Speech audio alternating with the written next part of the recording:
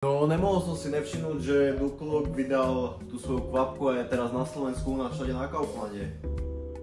Na Kauflande? Teda v Kauflande. Všade u nás na Slovensku, čiže sme mali nejak strácať čas, takže poďme na to! Ráčko, uklidni sa. No už som tu. Kaufland alias K-Park. Vy ste to mali za sekundu. Ja som čakal zapch. No si to pozerajú.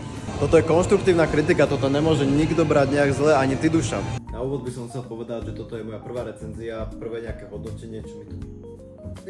Prvé nejaké hodnotenie, ktoré idem robiť, takže neberte to prosím vás, že ja som najlepší na svete a teraz idem kritizovať alebo hodnotiť nejaké veci, ktoré so mnou nemajú nič spoločné, ale dajme tomu, že to bude normálna ochutnávka z roku 2014. No, ja som kvôli tejto kvapke cestoval dneska celý deň, takže išiel by som rovno na to, ale ešte predtým, keďže je to také špeciálne, ja som sa túto kvapku snažil vyhľadať už dlhšiu dobu dozadu, lenže bola dostupná iba v nejakých českých stránkach a takéto veci, takže to sa mi moc nechcelo čakať.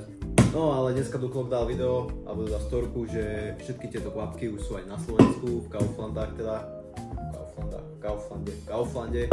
Išiel by som to rovno už hodnotiť, ale nebudem to hodnotiť v mikine. Tak. Keďže poznám Dušana, alebo teda Dukloka, dobre, ne osobne bohužiaľ, už nejaký ten piatok a registrujem ho proste na sociálnych sieťach už od doby, kedy začal natáčať #re, nemyslím teda ten recast, ale vtedy ešte, kde sa hral na CS-ku a hejtoval malé deti. A keďže viem, že Duklok a jeho tieto košele je proste taký nejaký symbol, tak som si to nemohol odpustiť a na ochutnávku jeho drinkov musím si tak nahodiť. Cítim sa ako 2014 rok, kedy ľudia chodili hodnotiť nejaké energy drinky a takéto veci, takže ešte som medzi nimi. No, poďme si to otvoriť. Jaj, pekný zvuk. Je to berlivé.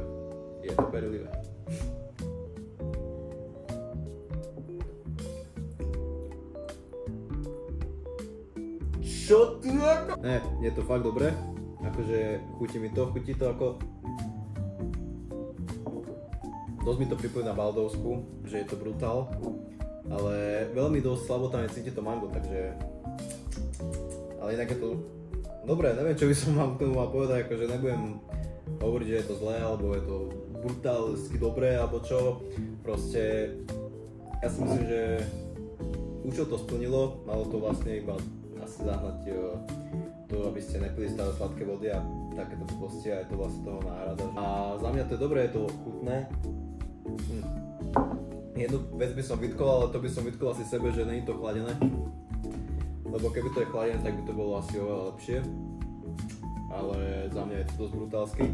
A jedna vec, čo ma dosť nasrala, je tá, že si pamätám, že Duklok dával raz do videa, že tá plechovka bude stať €30. A vy si prečo myslíte, že toto stojí €30 ináč? By to vlastne dalo aj na taký ten srandovný štýl, že €30, poviem a cicaj, hej. Stále €39, takže sranda z toho trošku unikla, nevadí. No, ja som kúpil teda 3 plechovky, platil som skoro €5, 4 niečo. Aby som to celé zhrnul, toto video, je to veľmi dobré.